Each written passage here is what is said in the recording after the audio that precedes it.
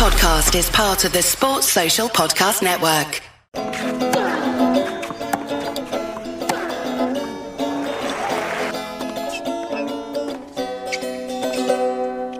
Welcome back to the Love Tennis podcast with me, James Gray of iNewspaper and iNews.co.uk. I am once again joined by the returning George Belshaw and the ever-present Calvin Bettel. George, how are you? How is your knee?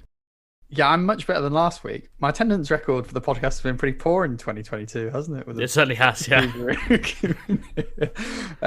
Yeah, it was a bit of a disaster. I know I sent you a fairly lucid message last week, shall we say. It was so stoned. I only really realised how stoned you were when you then logged on this week, and I was like, oh no, that's what George sounds like, yes.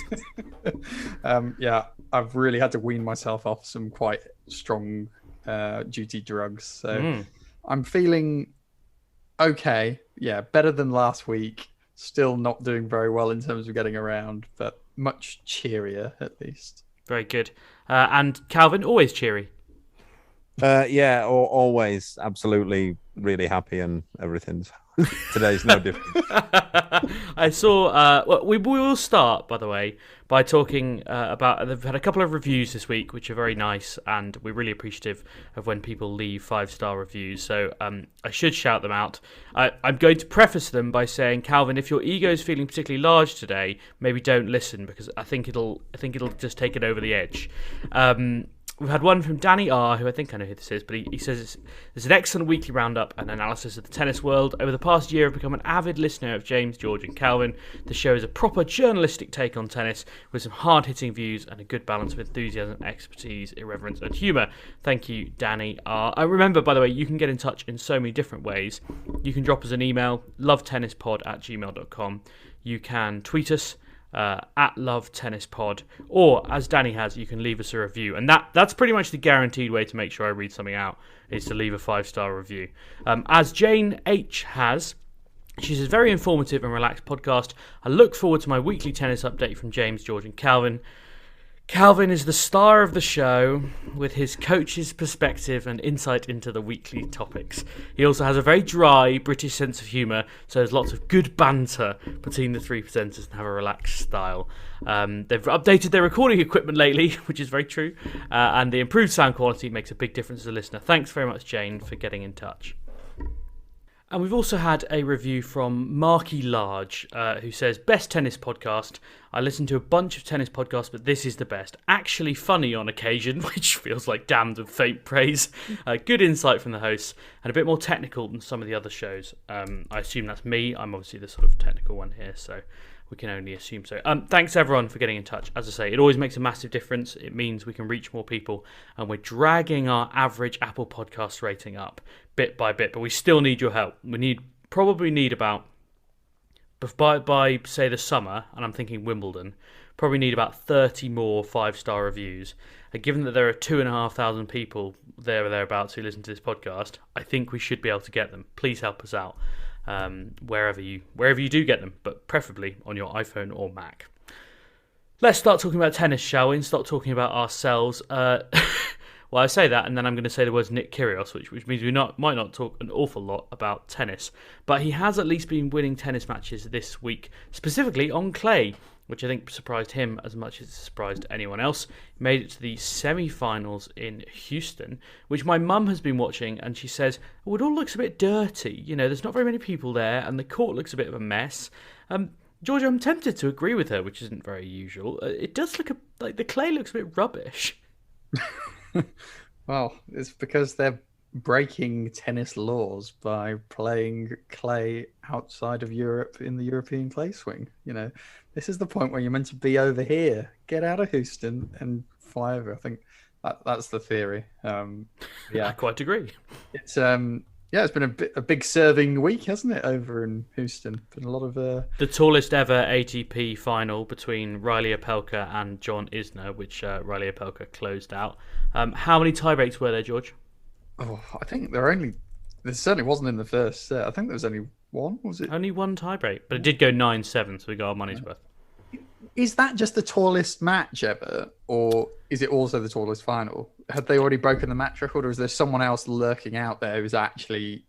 Well, I feel like almost anyone versus Ivo Karlovic, like anyone over the height of about 6'1" against Ivo Karlovic is going to give us a problem. I feel like Opelka's as tall as Karlovic. Am I making that up? You know what, George? I'm going to fact check. We need a bit of a height check here, but I think you should check your height privilege. To be honest, I think you just think oh, he's not that tall, is he? Riley Opelka's 2'11" allegedly. That is really tall. I'm like 191, and that is pretty tall. Like 2'11" is too tall. So is Ivo Karlovic. He's the same height. Yeah, I was gonna say they must be pretty close. I give you some credit there, George, for your anti-height knowledge. Yeah. I mean, that's not the final you expect on clay. I don't really know what that tells you. I suspect, just looking at the field, I mean, there weren't a lot of elite level players there, realistically, because as you say, most of them are in Europe playing clay court tennis here, as they should be. But, I don't know too much to read into it. The reason I really want to talk about Houston was not John Isner or Riley Opelka, who, as you know, I think should be banned from tennis largely. I wanted to talk about Nick Kyrgios, who beat three Americans, although admittedly Michael Moe pulled out before they could play, and got to the semi-finals. He beat Tommy Paul, he beat Mackenzie McDonald, and he racked up a few more tens of thousands of dollars, 35,000 in Miami, and he also will almost certainly get fined if he's not already been for his antics in Houston. George, do you want to start with Kyrgios on clay? I mean, he says he's going to play the French Open next year, but who cares? Well, I mean, it's been a bit of a funny week, hasn't it? I think he said some of the form this week was the best he's ever played on clay, and he does look pretty sharp when I'm catching him. I don't really understand why. Well, I do understand in the sense that, as Calvin will say, he's a part-time tennis player, which is why he can't be bothered to play on the clay. But... Woo woo! Sound the part-time tennis player klaxon. But it seems to me that he's actually in really good form and playing really good stuff this year. I reckon he should just have a swing at the clay, have a bit of a free hit, chill out, which, maybe that part's the big problem at the minute, but actually keep a bit of momentum going, then get onto the grass in good kind of match fitness as well. And he'd win Wimbledon. That's my theory, obviously, this year. He argues with someone in the fourth round. I wish I could show you the face that Calvin was making at the idea that Nick Kyrgios might win Wimbledon if he plays a full clay court swing, Calvin.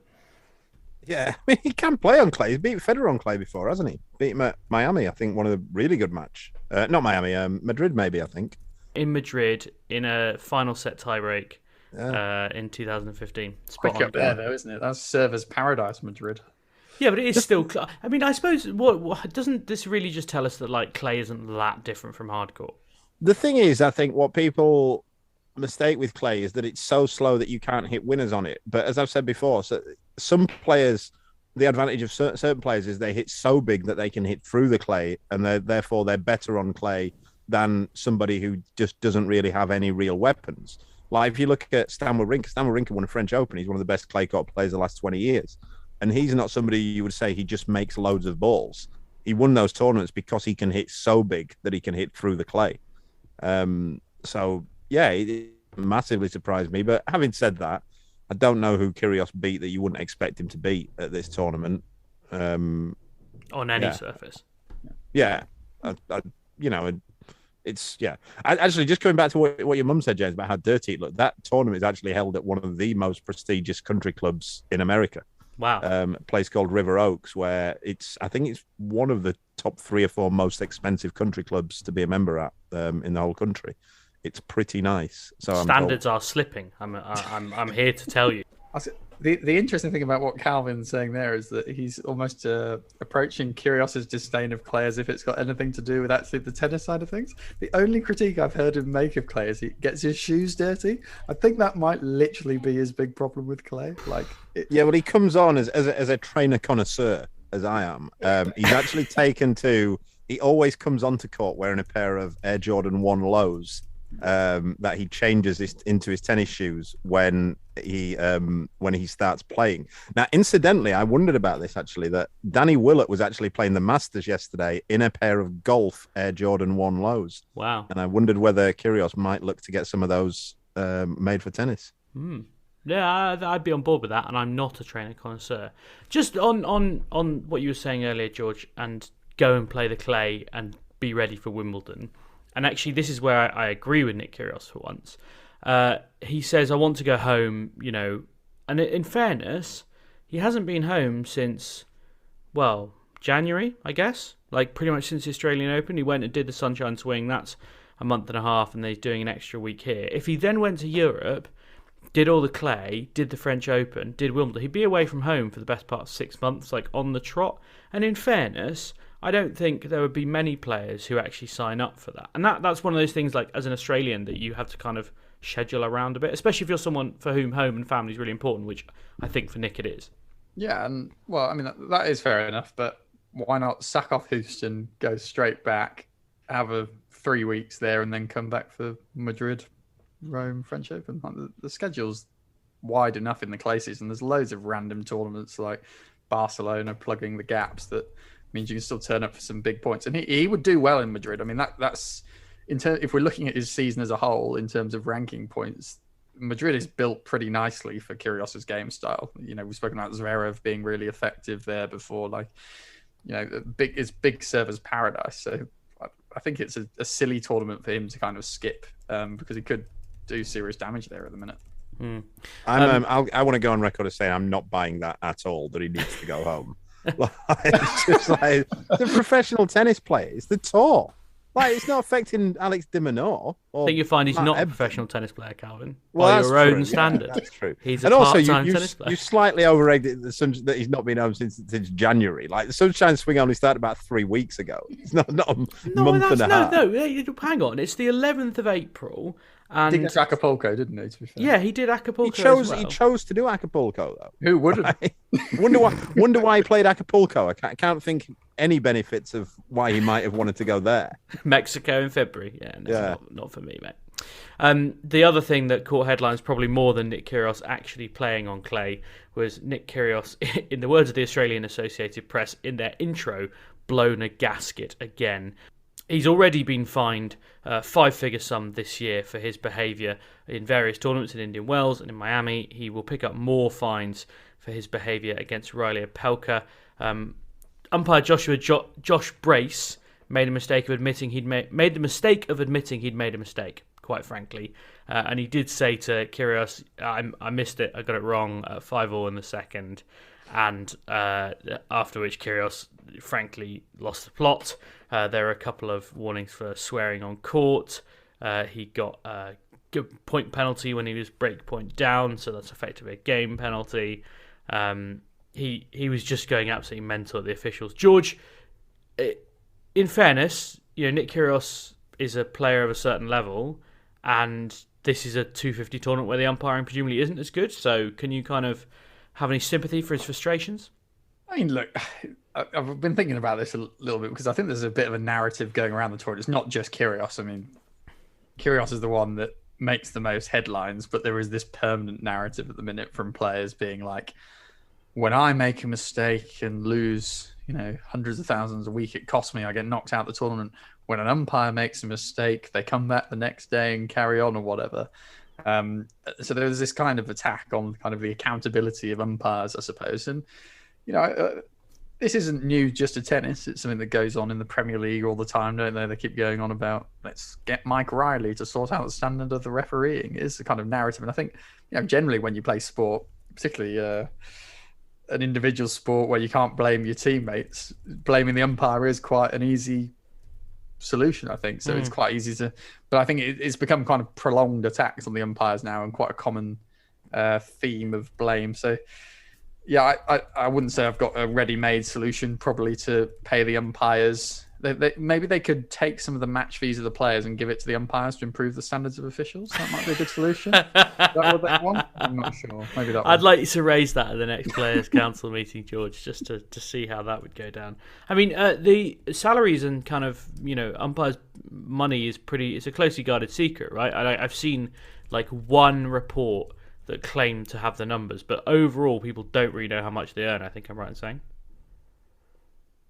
I've been texted figures of how much they earn, and if you give me 5 minutes, I might be able to find it, but I can't remember off the top of my head. But it's obviously higher for the slams. I think that the nature of pay is that you get kind of tour contracted umpires, so there are some that are paid a flat salary by the tours, so that'll be your quite high level ones. Then you've got the slams also hiring a higher day rate, and then you've got tournaments hiring umpires specifically for their tournament,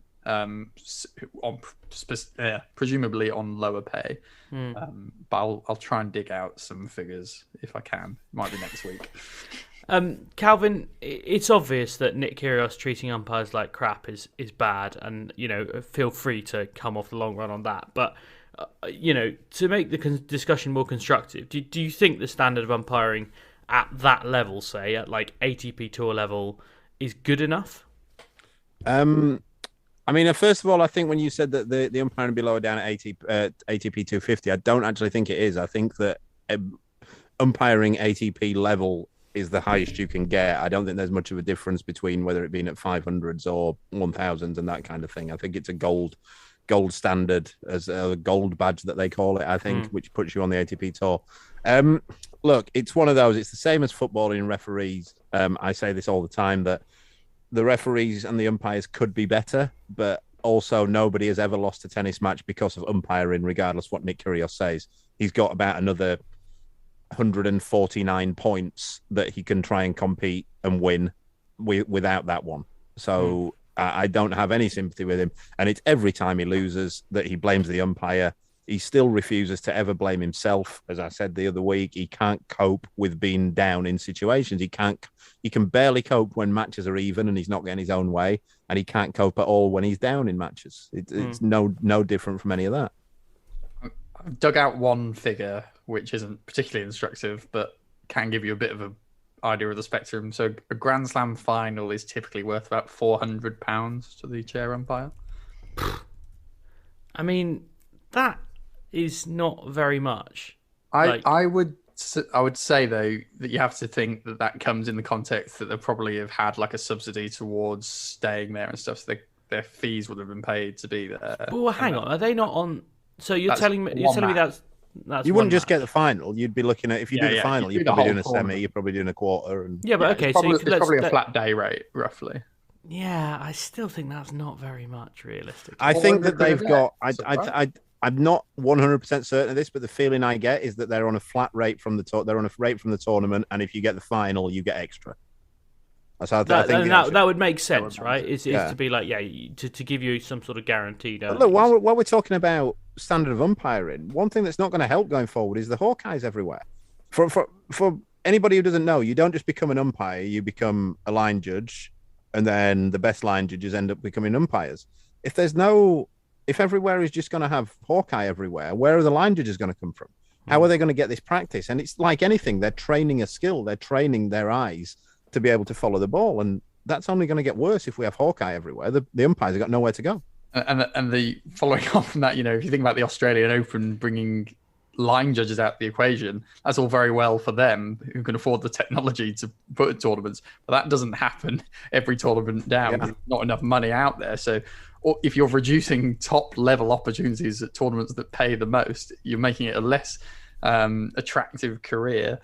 But you still need these guys tour around, so it's a massive problem on that. Look, lower down the rankings. While we're on about pay, the umpires at Challenger and 25k future level, they don't get any. They're hardly getting any money. So the reason why they do it is they want to do it so they can get jobs at the ATP level. And if we're doing away with them, you're going to lose the umpires down at Challenger and ATP. And all you're going to get then is you're going to get local people, local umpires, local line judges who, let me tell you, are bad. They can cost you a match because they're that bad, and they're often quite biased. I've seen it. Well, the other alternative, which is even worse, is having the players call their own lines. And there are some, you'll probably have seen on Twitter, there are some incredibly dodgy calls at the lower levels. I've quite always wanted to watch like big matches between Federer and like Nadal when they're calling. I'd get on board with that. I've said before, I'd get on board with that. I'd love to see Kyrgios play against Fognini calling their own line. I'd pay good money for it. Yeah, I think that would be. We could get that on pay-per-view for sure.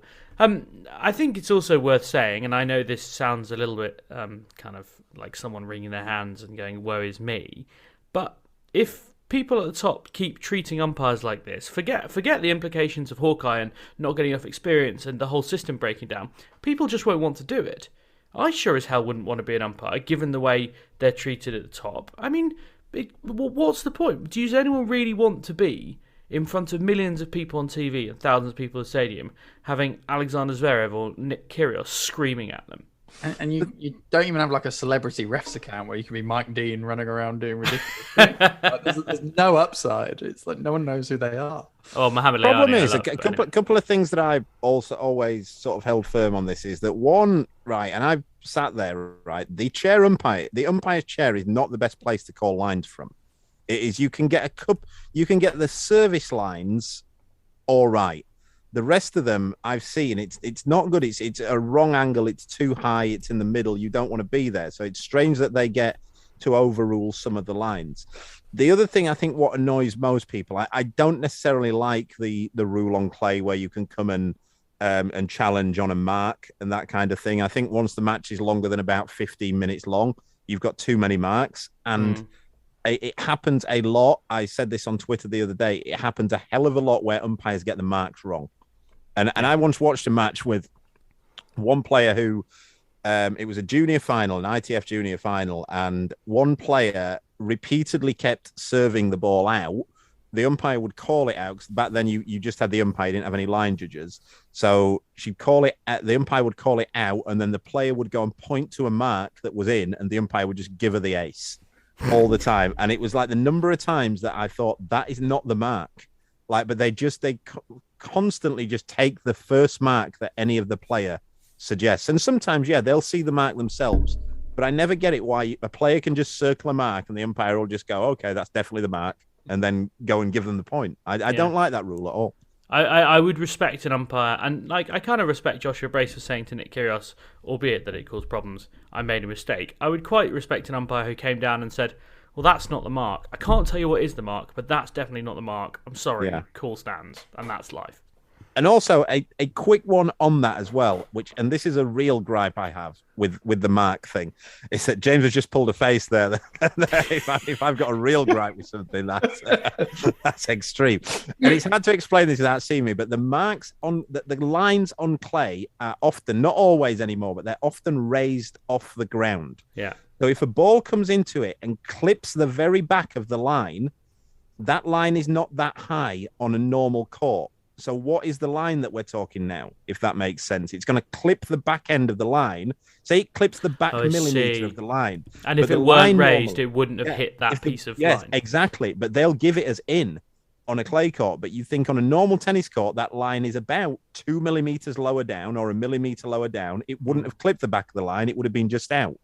And I always wonder why they still allow that rule on the clay court. Yeah, I don't know. I mean, I saw one today that was really bad. Diego Schwartzman in Monte Carlo against Karen Hatchinoff, just screaming at the poor umpire. And they got into an in-depth discussion about exactly how a mark is manufactured by a ball. And, you know, they were both looking at the same mark, basically. And the umpire was saying it was in and Schwartzman was saying it was out. And I think once you get to that point, and I said it on Twitter as well, I would just say, let's just take a no-tolerance approach to shouting at umpires. You know, like in rugby union, if you talk back at a referee, they just march you back 10 metres. And I think the problem is that the penalty system in tennis is actually too harsh. Because you get a point penalty, a warning, and then a point penalty, and then game penalty, it actually gives the umpires no flexibility to just go, you shouted at me, that's a point penalty. And just to keep giving them point penalties and escalate it if they have to. I would actually be in favour of kind of making the penalty system less harsh. I quite like the idea of bringing in that rugby rule into tennis, that every time you get one, you have to serve 10 metres further back from the ball. I mean, that wouldn't bother some people. Like, you say to Rafa Nadal, you have to stand 5 metres further back. He's like, okay.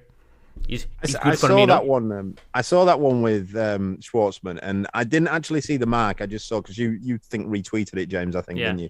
And I do have a little bit of sympathy with him again, because that's my other point, that I think some of the umpires don't appreciate how different balls leave different marks and how it would be different from a different ball. So the size of the mark, the skid of it, where it came from, couldn't possibly have left that mark and that type of thing, if that makes sense. And I think some of the umpires, often they approach it so matter-of-factly, that's the mark, that's definitely in or that's definitely out. Yeah, I just think the whole relationship now between players and umpires is completely broken. Like I don't, I'm neither a player nor an umpire at elite level, so I can't sit in those conversations and know exactly what it's like to be an umpire or a player, but it feels, particularly at the moment, like there is just no rapport, there is no kind of give or take on either side. And I get that, like, seeing it through the lens of Twitter and only seeing the incidents that blow up, you don't see all the ones that actually go fine. But I don't think these incidents are acceptable. I don't know about that, I mean, I think the players tend to have decent relationships with the umpires off the court. They'll speak to them and they'll see each other at dinner and that kind of, not necessarily out to dinner together, but from my experience, they seem to get on pretty well. But there's no rapport on court, as far as I can on tell. Court, yeah, maybe. But then I guess situations like Nick Kyrgios and Serena Williams and Alex Zverev don't help that situation, do they? If we're pinching ideas from other sports, they've got Premier League refs, don't they, going to train with certain teams this year? So we could maybe send Mohamed Layani on a training camp with Roger Federer in the off season, and kind of.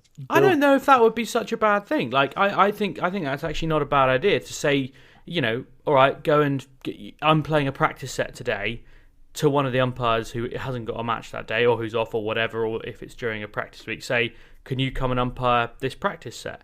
And it creates a bit of match intensity for the players if they need any more. It's decent practice for the umpires, but it also might create a bit more understanding on both sides, because you actually would find situations where you can just have a conversation and be like, right, hang on, look, if this were a real match, you'd be off by now because this isn't acceptable, or whatever. I don't know. I'm kind of spitballing, but you have to imagine that we can't keep going like it is, right? Like this current situation is broken. You think it's that bad if you take Kyrgios and Zverev out? Is it that bad? Are we having that many big rows? You could argue that both of those are just dickheads. So is that a systematic failure, or is it just a human failure? So what we need is the same rule that the All Blacks have had for the last 30 years. Well, no dickheads. But I mean, I really get the impression now, though, that Kyrgios is looking to start arguments. It's like every match he's in, he's having the same argument about how umpires are a disgrace and they're rubbish. What's Nick Kyrgios' solution to this? Does anyone know? Like, what's his? Well, if you take his on-court remarks, it's usually that he runs the tour, he does all the umpiring, write the theme tune, sing the theme tune. We'd have about 5 tournaments a year. I'm not sure that whoever's bidding for the TV rights would be overly keen about that.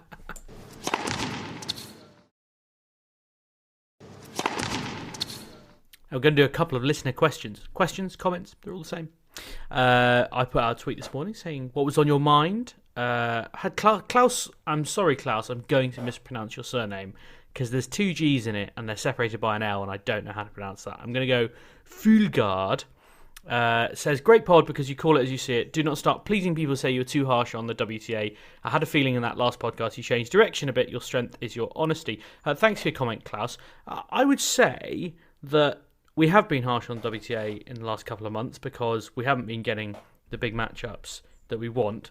But then we did. And so we were in a position where we had to say, you know what, this is the kind of match that we need more of. So sorry, Klaus, hopefully this week is more... we're still being honest. I don't think we'll ever not be honest. But hopefully this is more honest. Love Will Survive has been in touch.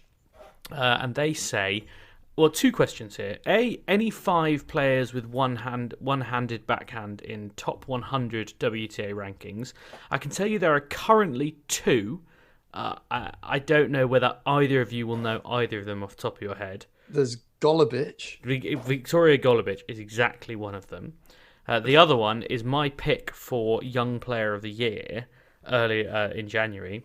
Diane Parry, the French player, also has a one-handed backhand. I don't know, through history, Calvin, as our resident old person, Women with one-handed backhands. Suarez, Steffi Navarro, Graf. obviously.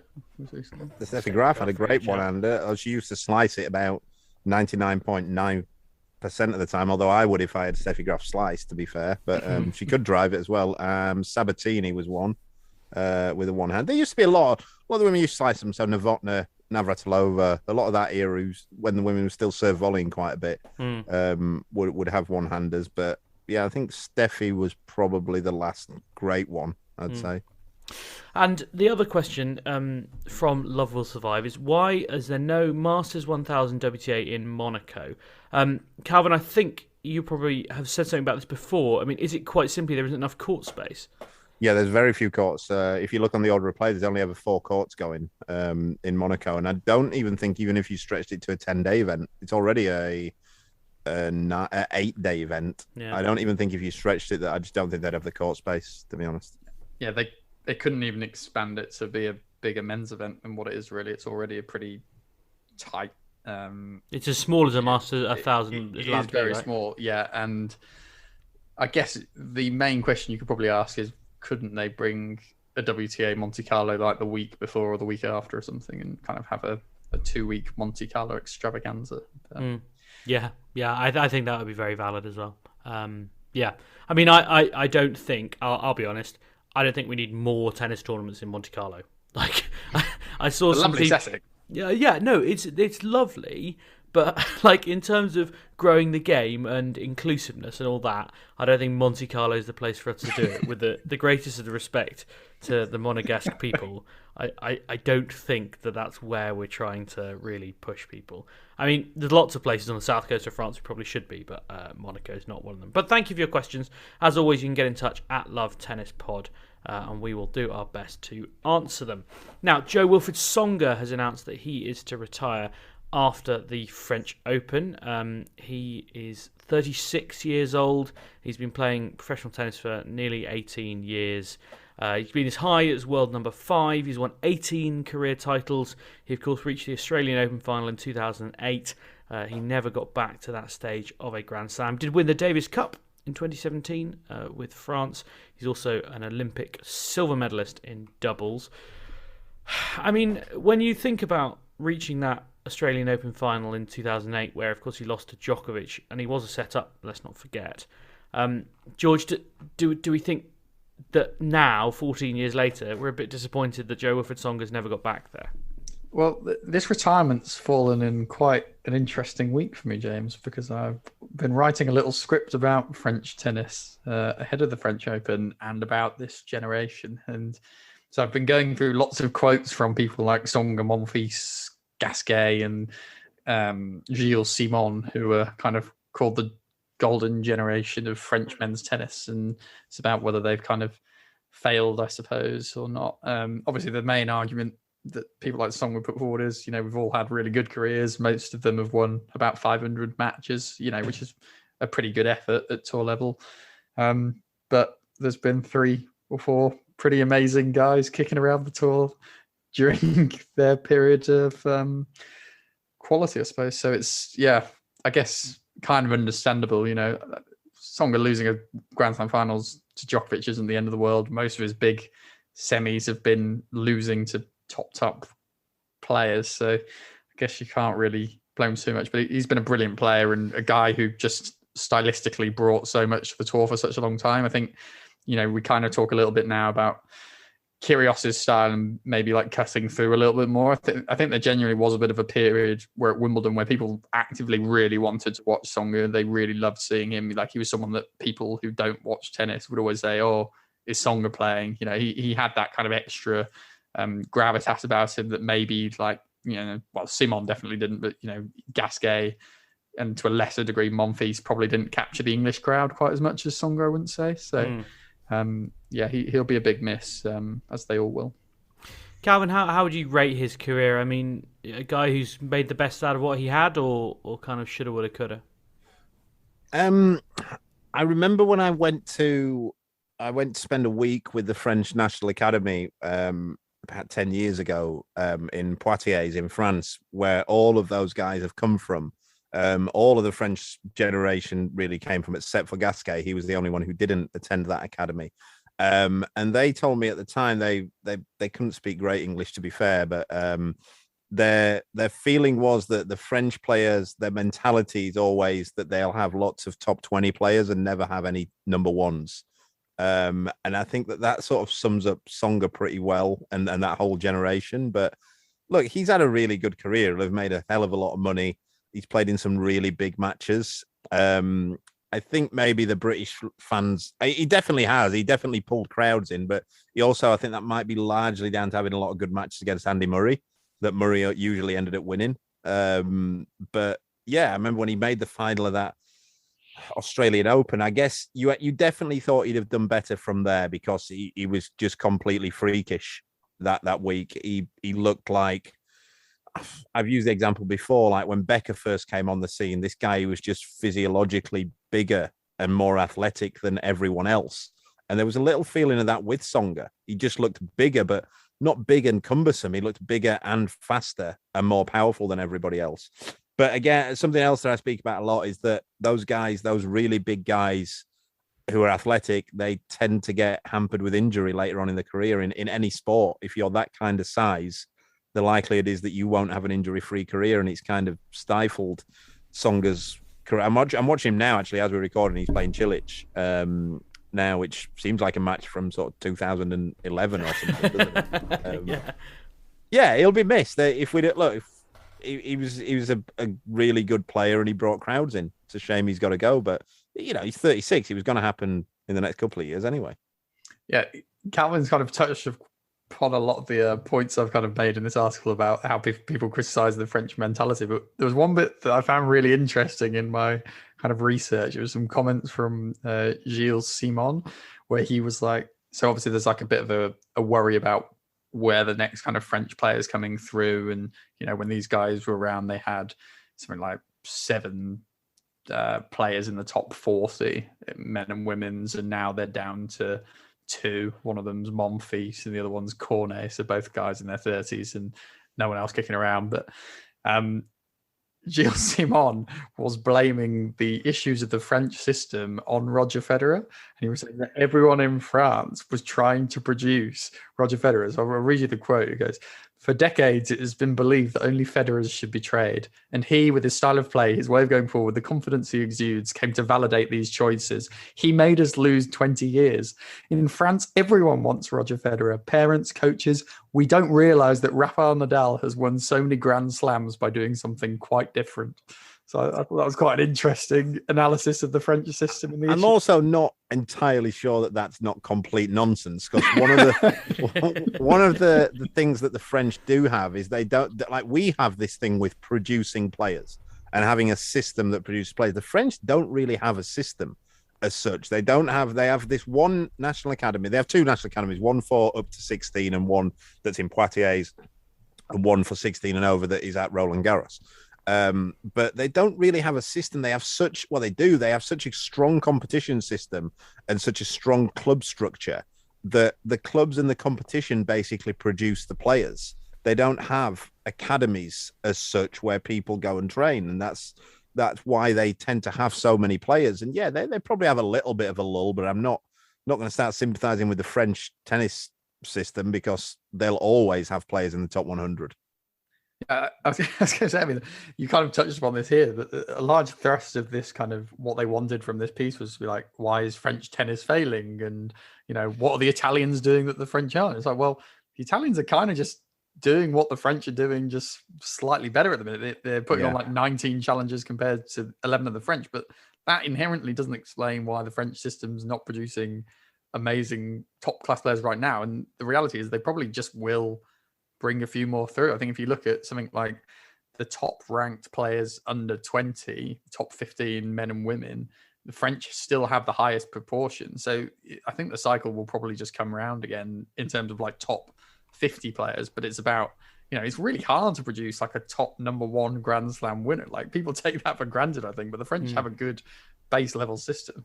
I think they have, off the top of my head, three under 20 men in the top 20 in the world. As in the top 20 teenagers in the ATP, and about the same number in the women's. So, who are those guys, James? Can you tell us the name? It's Cazo, Arthur Fils, and the other one, I have just lost it on the page. Arthur Cazzo, Arthur Fils, and oh my goodness, where's it gone? You know when you just can't see something that you were briefly, literally. Oh, Luca van Asch. Okay. It's not a name I know. Any familiar names there, Calvin? I mean, Arthur, obviously, you know.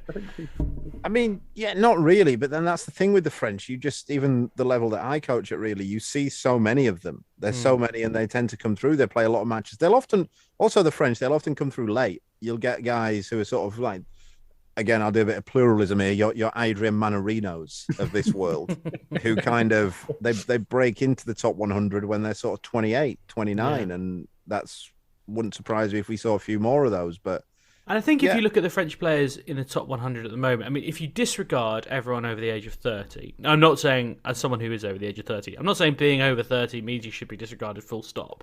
But if you look at guys who are sort of either in their prime or coming towards their prime, you know, it's Arthur Rinderknecht, who's 26 and really has only been in the top 100 for the last 12 months. Hugo Humbert, who's 23 and is still maybe struggling to establish himself as a top 40 player. Benjamin Bonzi, who's 25, another guy who's kind of only just started to reach that kind of top 50 level. Hugo Gaston, another one we're just sort of waiting to take off. So you can see, as you say, Calvin, they do feel like a lot of late bloomers, George. I think that you look at players like Humbert, and there's nothing wrong with what they're producing technically there. He's got everything in his game. And what's holding Humbert back at the minute is probably a mental thing. Again, I mean, in big matches, he's not winning big moments. You know, he's playing. I think it's what Calvin would call being French. but you know, I mean, they say it themselves. You know, Mouratoglou goes on about it all the time. They don't have the mentality to be champions. By the way, that has been heavily refuted by actual French people in the sense of, we produce World Cup winning footballers and champion skiers and everything else. So why can't we do it in tennis? And maybe calling it a French mentality issue is wrong, and it should be a French tennis mentality issue, perhaps. But, you know, but again, I do stress this point that it's really, really, really hard to produce the top 1, 2, 3, 4. I'm not sure you can necessarily train that. There's a degree of luck, I think, that comes with that's those really, really special players. Yeah, I mean, this is the thing, right? Like, you can have all the systems and protocols that you like, but sometimes you just need someone who you think is quite good to turn up to the US Open and have a good draw, and it changes like the entire narrative. I think the thing with Humbert in particular is that is a mental thing. Hugo Humbert should be a top 10 player in the world. Like with his game and his weapons, if you take away the mental side, if he had the mentality of Carlos Alcaraz, he'd be top 10 in the world. There's no question about it. So I don't think it's anything beyond that with him. And Hugo Gaston has been did he make the semis? Is that French? Semis or the quarters? What an unbelievable question to throw at me. Of the actual whole French Open? Yeah, that one when it was held in the middle of December or whenever. Fourth round. 2020, I don't think he made the semis. Fourth round, all right. I mean, that is to Hugo Gaston, that's a semi-final. Yeah. I mean, semi-final of a tournament that will never be held in those conditions ever again. I think, remember that one match where didn't he play something like 68 drop shots? He's a good one. He's a great watch. I mean, they all are, aren't they? I mean, think about like Pair as well. I mean, they've got great, they're top of the rankings for character, I think, in terms of like complete mentalists. They're a lot of fun. Yeah, certainly the most enjoyable players. And, you know, even in the WTA, by the way, I mean, Alizé Cornet is a good story and seems like quite an interesting woman. And Diane Parry, as I mentioned earlier, she's got a one-handed backhand. You know, there are Oceane Dodin is someone who I think will probably go quite far, and she's got a great game to watch. You know, there's a lot. I must admit, I love the idea that the French are in crisis because they only have about 8 players in the top 100 across men and women. Can you name all the French Grand Slam singles champions? There's remarkably few. The men is just Yannick Noah in the last 50 years, isn't it? Yeah, he's the only one in the Open era. Marion Bartoli. Yep. How many more are there? I think there's only 2 more on the women. I think they've come since, I think there's 5 slams between them. This is all Open era. 5 slams between them, 3 players. Bartoli 1. One of them was world number 1 and has coached a fairly famous British. Amelie Mauresmo. resume. Yeah. And the other one is the only other French player to win the French Open. Also won 2 slams. Oh no, that's bad. I don't know. Go on, George. Mary Pierce. Oh, Of course. yeah. Also not really French. Sorry, I mean, we were all Mary thinking it. Pierce. Spoke with a full New York accent. Yeah, yeah. I don't think I would have got that in a long time because I'm not convinced in my head she is French.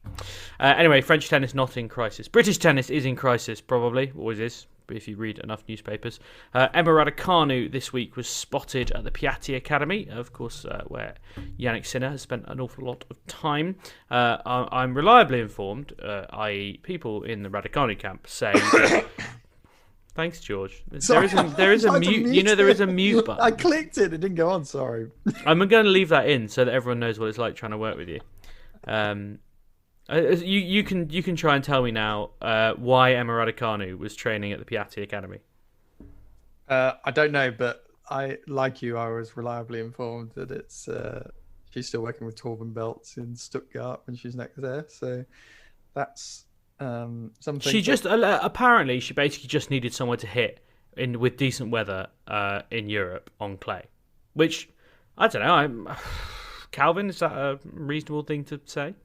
It happens, it does happen that players will go to different academies to train at, and it doesn't necessarily mean that they're there getting coaching advice. Usually doesn't mean that, to be honest. Yeah. There's not many, for one reason or another. There's not really you wouldn't want to train outdoors on a clay court in Britain the last 2 weeks, the way the weather's been. So she could have gone anywhere, I guess. People normally go to Spain. She might have just fancied Italy or somewhere like that. I guess the thing is we're kind of at the natural end of a normal Raducanu coaching cycle. It has been about 3 months. I was thinking about this. We made some sort of bet, didn't we? I made some prediction that she'd have more coaches this year than something else. Maybe was it was Grand Slam match wins or Grand Slam semis, quarterfinal appearances. I think it was Semis. quarters or finals, semis. I think. But I also definitely agreed with counting you. this as one. I don't think she's getting to a Grand Slam quarter. Oh, what? Are you trying to claim that this trip to the Piatti Academy is one? This is now 3, I think. 3 coaches this season. Right. I'm supposed to be going to the Muratoglu Academy this summer. I assume that means that Muratoglu is my coach. Who's the third this season, Calvin?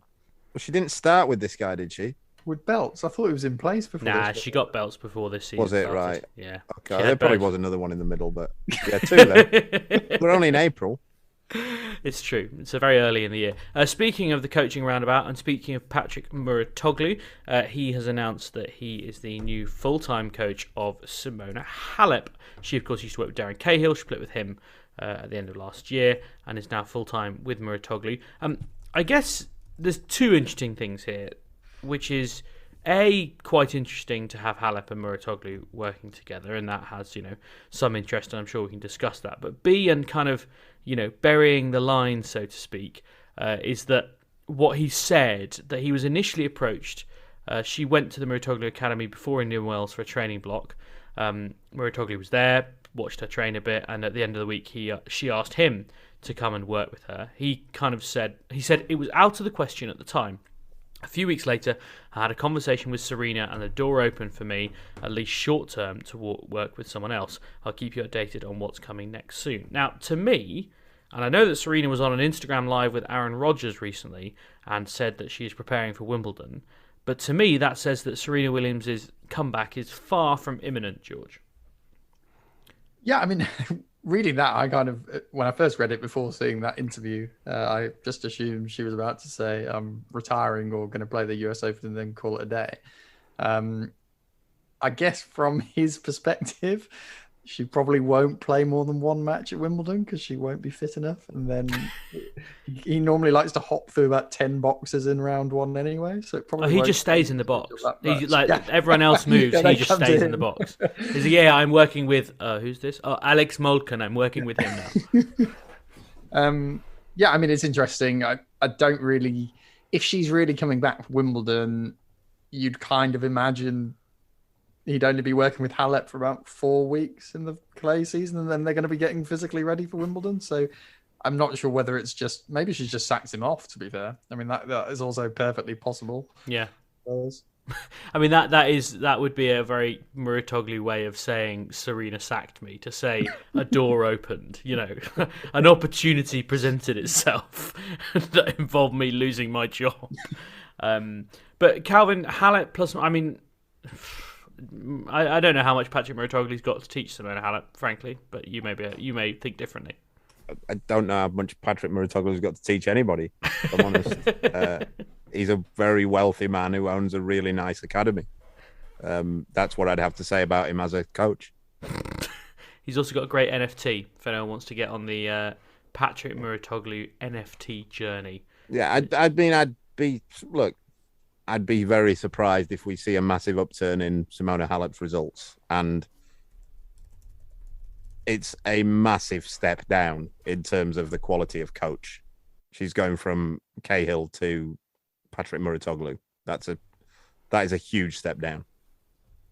I mean, I guess in terms of her results, she's not really playing that well, and she's a player who could easily be a top 10 player. So it probably, from his perspective, isn't that bad a bet in terms of I can get an extra 1% out of this player and she'll climb up the rankings. It'll look quite good for me. But I do also, we've spoken about this a bit before with Halep, haven't we? I mean, there is a bit of a sense to me that the game is starting to get past Halep now.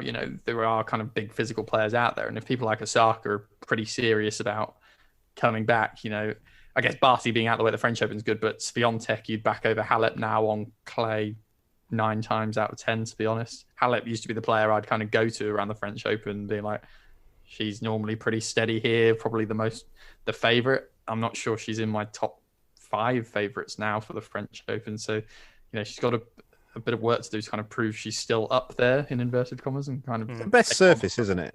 Clay's her best surface, I'd say. But then she's won Wimbledon as well, and she's pretty. And Australia. No, she lost. And as we said last week, there's not actually many great clay court players in the women's game, so wouldn't surprise me if she has a couple of decent results. I don't think that'll be down to Patrick Muratoglu. But he can claim it as, can't he? So that'll be good. Well, he'll claim everything. I claims he coaches about 80% of the top 100 men's and women. So before it sounds like I'm wailing on him, I've enjoyed Patrick's company in the past. I think he's quite an entertaining. I'm sure he's a lot of interesting ideas. Sure, he's a sound bloke. I'm sure he's got plenty of stories. I'm sure he pays for dinner a lot because he's really wealthy. He's never paid for my dinner, I hasten to add. Yes, you mentioned that there are not many out-and-out clay court players kind of sitting around the top of the WTA Tour at the moment. I don't know if you'd include Belinda Bencic in that group, but she is the latest tour winner. She beat Ons Jabeur in a very decent 3-set final in Houston, the Volvo Car Open, which is an interesting name. I'm assuming in America people don't know that Volvos are cars. I can only assume that's why they've called it the Volvo Car Open. 6-1, 5-7, 6-4. She triumphed over Jabeur. She beat Ekaterina Alexandrova in the semi-final, which is not a bad result either. Kalinina, I think she beat as well. So a decent run. She beat Madison Keys as well, who I suppose is hard enough on home clay. George, I don't really know how to process Belinda Bencic. She's been in good form this year, but I don't really know how to process her winning a title on clay because it's not a surface I would necessarily think of her as someone who's a threat on. I think she's just a pretty steady, good player on most surfaces. I think Bencic, the one thing she's got going for her at the minute is you kind of know what you're going to get from her, and that can be her Achilles heel, as Calvin has spoken about tactically before, in terms of she won't really change what she's doing even when it's going quite badly. But she does also generally bring a pretty high level. Week in, week out, and what she does quite well. So, I think the thing to remember with Bencic, really, for me, is that if you actually had points at the Olympics, she's comfortably a top 10 player right now. Like, she's had a good year. I don't actually know. She's 13. 13. But she's a if you'd had 1,000 points for the Olympics, which I personally think is kind of what that should be if it's going to be a worthwhile event. Agreed. Then she'd be probably top 5 right now, probably something around that. So she's been pretty solid for the last year or so. She's going to be a good challenger. Same for Ons Jabeur, to be fair. I mean, she's been a fantastic addition in inverted commas to the women's game that she's brought that kind of top level consistency, playing really well. So yeah, it's good to see guys like that having regular matches and building up some rivalry, because it was a good match. She's never made it past the third round at the French Open, Belinda Bencic. She's actually only made the third round once, so she's by no means gone well there. I think this may be complete nonsense, but Calvin will definitely be able to illuminate me. So the US Open is the place where Belinda Bencic has always done best. She obviously made a semi there 3 years ago. She's had 2 quarterfinal appearances there, far better than any other slam. The US Open is also the one where they use a completely different ball in the women's tour, right? And I think Craig Tizzer said that would be why Ash Barty never won a US Open. Is there a flip side to that Belinda Bencic is only ever going to win a US Open because something about that ball seems to really suit her? No, I wouldn't say so. I think it's probably more the court, and it's also just quite random. The women's game is quite random anyway, and with the way that Belinda Bencic plays, you can times that randomness by about 15, and I think that's what gets us to. She's had a couple of good US Opens. She also, at the US Open, you would expected her to have beaten Raducanu this year, and she was pretty underwhelming in that match. So it's difficult to say that the conditions suit her so well that they give her such a big advantage. But I mean, she should be better on clay. She'd been brought up on it, I'm sure. George, I thought you had waved at me. Sorry, I think I just flicked my collar. I didn't. I'm just editing none of this. Leaving all these in today, my random intervention. Honest, this is just so that people at home know what it's like to work. Blame it on the leg injury. But you're not even on the drugs anymore. I'm afraid. Yeah, I know. But I think it's because I'm just like twitching occasionally to like move my leg up a little bit more comfortable, which you're misreading as me nodding at you like, "Hey, give me the mic, James." I see. Okay. Well, since you've had a little injury update from George there, let's do a quick injury update on the tour. Matteo Berrettini, he had surgery on a hand injury. He says he's out basically of all the clay court events except the French Open. I suspect he's not. He may turn up to the French Open because, prize money and ranking points, but don't think we expect him to be much there. Dominic Thiem's out of Monte Carlo, which isn't great news given his attempts to come back. Stan Wawrinka is also out of Monte Carlo, but did at least play. He lost to Alexander Bublik in 3 sets, followed by an amazing interview from Alexander Bublik that we just don't have time to go into, but I will put it on my Twitter. I'll put it on the Love Tennis Pod Twitter. It's 7 minutes long, and he talks about wandering around the court like an elephant, among other things. Rafa Nadal's also out of Barcelona with that rib injury, but I think we kind of half expected that. Let's run over to Monte Carlo, where we have Novak Djokovic back playing. I saw him playing Stan Wawrinka in a mini tennis match with 3 balls, so that was valid in some ways. Keepy uppies with Neymar and Verratti I saw as well today. Yeah. I mean, I wish he'd just played tennis, really. But I mean, and he will. He is going to. Like that's not in question. And he could face, and we hope that he will face, Carlos Alcaraz in the quarterfinals. How do we see that matchup? I mean, we have a terrible history on this podcast of previewing matches that never happen, but let's preview this anyway because hopefully they will play at some point. Yeah, I was going to say we can take this as a broader view of this match that's surely going to happen at some point, unless Djokovic is just banned from everywhere eternally. Calvin, I think you said a couple of weeks ago Alcaraz will never have played anyone like Djokovic, which is certainly true. How does he deal with that? I think it'd be a really interesting match. We don't know where Djokovic is at, do we? It's like 5 months since he last played a match. So, we just don't know. I mean, what is he rusty? Has he been playing a lot of even practice matches? Will be interesting. I think he'll get Alcaraz. I guess I can see him winning his first few, and then he'll get Alcaraz right on the cusp. And if Djokovic chews him up, then you've got to look at it and go, right, well, everything that we've seen in the last 3 months is just been because Djokovic was out, isn't it? I mean, I must say that what a meeting of minds that was with Djokovic, Neymar, and Verratti, 3 of the absolute lunatics of the sporting world. Although what it did crack me up a bit that everything I've seen, they've just basically ignored Verratti like he wasn't there. Yeah, and it's all just been like somebody put Djokovic loses to Neymar, and that was it. And like Verratti's there, perhaps the best midfielder in world football, just completely ignored. But yeah, I'd be excited to see him play. I mean, he may get Dan Evans before that. We know Dan Evans has had a lucky break, hasn't he? Yeah. Well, I mean, I was just going to say actually that the interesting thing with Djokovic last year is that a lot of the kind of events outside the slams weren't that impressive. It kind of felt like he was just turning up half the time and not really that focused, particularly around the clay season. And then he was just kind of uber switching himself on for the slams. So I don't know. The comments he's made this week have been a bit like, I've been like pent up for 3 months. Now I'm going to unleash it on people. That kind of suggests to me that he would be going at this quite hard this week and ready to make a bit of a statement. And I don't think you could make a bigger statement given the other guys who are out at the minute, like in Nadal. I know Medvedev's not great on clay, but still, that's the sort of guy you want to come back and give a beat down to. Probably the next guy after that in terms of who's at the top of the tour at the minute is Alcaraz. So if that match does happen this week or in any other week in the next month or two, then that would be very exciting to see how it goes.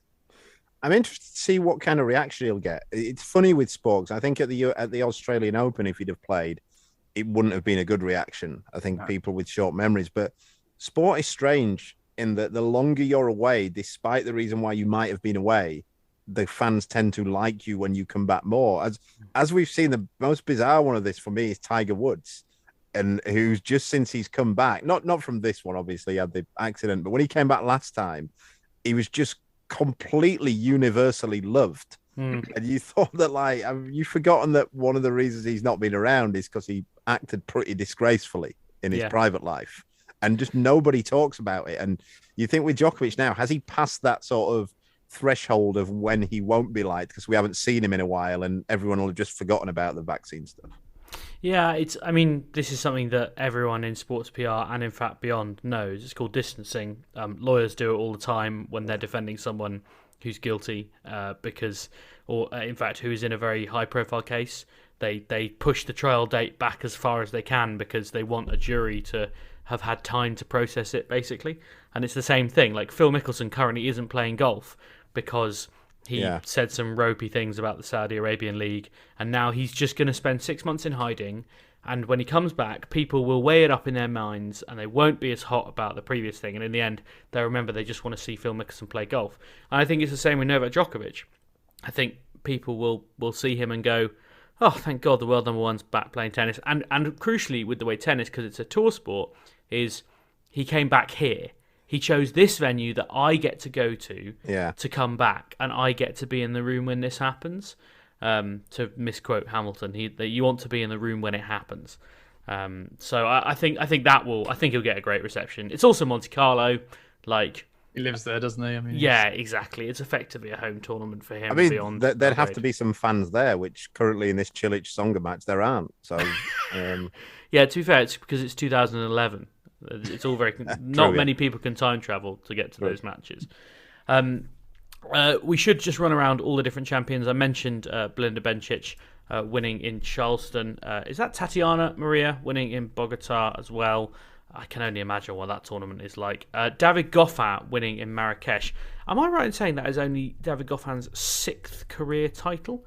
It's certainly a much lower number. I think it is, in fact, his 6th career title at the age of 31. Feels like only his 6th win for about 2 years as well. I was going to say, who was playing that tournament? I mean, I think that's a little harsh. Felix was in there, wasn't he? Yes, Felix had been there. I'll tell you who he beat. He beat Dame Jumor, Pablo Andujar, who's a decent clay court player. The king of Marrakesh, I think you'd call Andujar. He's always popping up in finals there. Federico Coria, and then he beat Alex Molcan in the final, which is probably why his name was on my mind earlier. But yeah, I mean, David Goffin. Strong challenger energy there to that draw. And just finally, a name that I threw into the WhatsApp group earlier today because he's won his 2nd consecutive ITF tournament in Turkey without dropping a set. Hamad Medjedovic. I just wonder if this is a name to watch for the future. He's 18 years old. He's Serbian. Calvin, he was a World Junior top 10 player, I think, as well. Yeah, very, very good junior. Top 10. This kind of thing can happen. You never know with these guys. They obviously can play tennis. And then say they physically develop well in the next 6 to 8 months, then they can take on the men's. Also, it's not that big a shock. If you're top 10 in the World Juniors, then you're probably winning futures tournaments, I would say, even before you come into juniors, before you come out of juniors, sorry. So Yeah, he's won. He's beaten some good players. I give that, and he beat a guy called Timo Stodder in the final of his latest one, who is a very, very decent 25k level player, and he destroyed him, love and won. So that's not bad going. And specifically seems to be a very good player on the clay. He beat a couple of top 150 guys last year on the clay as well. So something to go. George? Is Timo Stodder like the Derek Chisora of the boxing world? One of those you have to tick off on your way up the heavyweight career. He's the gatekeeper of the challenger level. But yes, always good to give you a name to watch out for. Of course, we told you about Carlos Alcaraz long before anyone else was talking about him, so maybe he is the next big thing. George, you wanted to mention the Billie Jean King Cup, or the King Cup, as we're going to call it, I think we decided. Or maybe the Billy Cup, I don't know. We just agreed it couldn't be the BJ Cup. Yeah, yes, and I think everyone will agree on that. Please never mention it again. Great Britain are heading out to the Czech Lawn Tennis Club in Prague, which I'm sure is a lovely establishment, to take on the Czechs. Yeah, tough draw. I mean, I think I was looking through their squad earlier, and it's quite funny that the Czechs are still leaving out like Pliskova and Vondrousova. And still looks like we're going to get absolutely hammered by they've left out Pliskova and Krejcikova, and they've got Vondrousova and Mukova to come out and no doubt roll us over. And Martinkova and Buzkova if you need a bit more firepower. Siniakova and doubles. I mean, they've got such a strong kind of squad, but it's a good test again for Raducanu. And there's quite often these national competitions bring out the best in the best players. They suddenly feel a lot of pride for their country, etc. Can this be another example of where Raducanu raises her level? I've never seen her play on clay. I'm not sure she's played a tour match on clay. I haven't got a record of a professional level game on clay. Yeah, so I'm not sure that has happened. I think, outdoor clay, probably the worst possible surface for this GB squad. She's leading it. Harriet Dart, Katie Swan and Sonne Cartel. Calvin, I imagine if you were going to pick a surface to play against those four players, you'd probably pick clay as well, wouldn't you? Yeah, 100%, yeah. I don't think any of them will necessarily be... I think all of them would probably have it as their worst surface, if I'm honest. Sonne will be decent on it, but Sonne's not playing. It's quite a big deal for her. I mean, I think I'm right in saying it's potentially her first call up to a tie of this level. Yeah, it is. Yeah, and it's obviously quite a big deal. She's someone you know a little bit about, obviously. I mean, what can people expect from her in the next couple of years? She's a really, really talented girl. She's got all the shots, complete player, lovely touch, nice slice backhand. No real weaknesses. She's a really good player. She'll keep climbing the rankings. She's been dominating the lower echelons of the game, and used to play against. There's that famous video that goes around of her playing Raducanu in under eights or something. I think that was doing the rounds when Raducanu just won the US Open last year. Was that a Freudian slip there, Calvin, and that you think she's going to win the French Open as well this summer? No, I do not think she's going to win the French Open. Yeah, it's you wonder with Raducanu that, don't you? It's like some stage she's going to have to start winning some tennis matches. As much as certain people on Twitter just think that it's perfectly fine for her to keep losing and we should just all keep saying patience and that makes it right, then when's she going to win some? Yeah. I mean, let's not forget she did beat Caroline Garcia, but she needs to start. I mean, I think people will. I think the thing is, the question I get asked by non-tennis fans who obviously all watched her win the US Open, they're all going, "Oh, is she a complete flop? Is she just one-hit wonder?" And it's like, well, no, but also, it's not like she's just turned up and she's Martina Hingis and she's just battering everyone. There is definitely room for improvement. I don't think the clay court season is where that improvement will be made, unfortunately. Although you could say that she's starting on clay from a base level of 0. It wasn't a fluke. Let's clear that up. It 100% wasn't a fluke. It was, however, perfect storm of situations that came together for her to win that tournament. But if it doesn't get better soon, she's going to have a lot of points to defend. She's got 4th round at Wimbledon defend, and then she's going to have the US Open. Yeah, it could get to a point where, she goes out in the 3rd round of Wimbledon and the 2nd round of the US Open, and all of a sudden she's 85 in the world, and not getting main draw into here, not getting main draw into there, and it just makes life hard, doesn't it?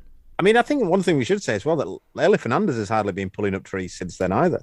It's been, I think there's been any difference in what they've done. She won a title, didn't she? She won the title in Monterey, which was the same title that she'd won the previous year.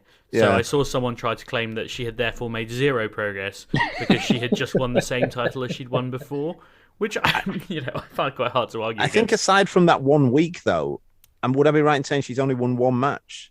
She won two matches in Indian Wells. She beat Anna Samova, but admittedly on an injury walkover. In that weird match, and then she beat Shelby Rogers as well. So, yeah, she's pretty short. She did play in Charlton this week, and she lost to Magda Linette, which is not a great looking result. I mean, I know clay is not again her specialty, but yeah, not exactly great. Magda Linette hit 10 aces in that match as well, which I don't really understand. Yeah, I think this is just going back to Raducanu a bit. I mean, it's going to be the thing we've been saying all year is, the really good thing for her is she's got this 6-month period where she's got 0 points to defend. Well, she can't have added much more than 200, can she? It's not looking good. I mean, that might be high, 200. Yeah, quite possibly. Well, I mean, she's not had many weeks where she's just lost in round one. Like, she gets quite a lot of buys, so she gets into round 2. And she did beat Caroline Garcia in wherever it was, Miami, and there are some results in there. But yeah, as you correctly say, chaps, it's looking a little bit bleak. Have you got any other business, George? We're well over time. Well, I was going to naturally segue from it looking a little bit bleak to tennis great Boris Becker, who could find himself behind bars in a couple of weeks' time. That is looking pretty bleak, but I'm not sure we have much to comment beyond that. Just trying to work out whether we can break all the contempt of court laws in the next 5 minutes, and maybe get you. He's going to sentencing, isn't he? So it's okay. We're all right, okay. To say whatever now. He's been found. Well, just to give people the actual details, he's found guilty of 4 charges under the Insolvency Act relating to his 2017 bankruptcy. He was accused of hiding millions of pounds worth of assets to avoid paying his debts. He was declared bankrupt in June 2017. So he was found guilty of 4 charges. He was acquitted of a further 20 at Southwark Crown Court. He was cleared of 9 counts of failing to hand over trophies and medals from his tennis career. He told reporters outside court he would not be commenting on the verdict, but he was found guilty of transferring hundreds of thousands of pounds from his business account after his bankruptcy, failing to clear a property in Germany, and concealing €825,000 of debt. He could face a jail sentence carrying a maximum term of 7 years for each count. What value sending Boris Becker to prison has, I don't know. But welcome to criminal justice in the UK. Has Jack Draper not won a challenger this week? It'd be a bit odd if he hasn't, wouldn't it? He's not. He's not playing. He's back in the UK, chilling out. Yeah. Just normally wins one every week, doesn't he? So. Yeah. That is actually the news we should be reporting. Breaking news: Jack Draper didn't win a tournament this week. Yeah. I think that's all we've got time for. Thank you, as always, for listening. It's been an absolute pleasure. If you do want to get in touch, as always, if you want to get your question read out on the pod, then either email us, lovetennispod@gmail.com, drop us a tweet @lovetennispod, or the guaranteed way to get your message read out on the pod, leave us a 5-star review on iTunes, and then we'll read that out next week.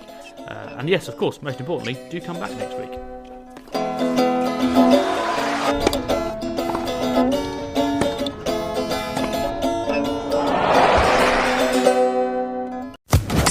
Social Podcast Network.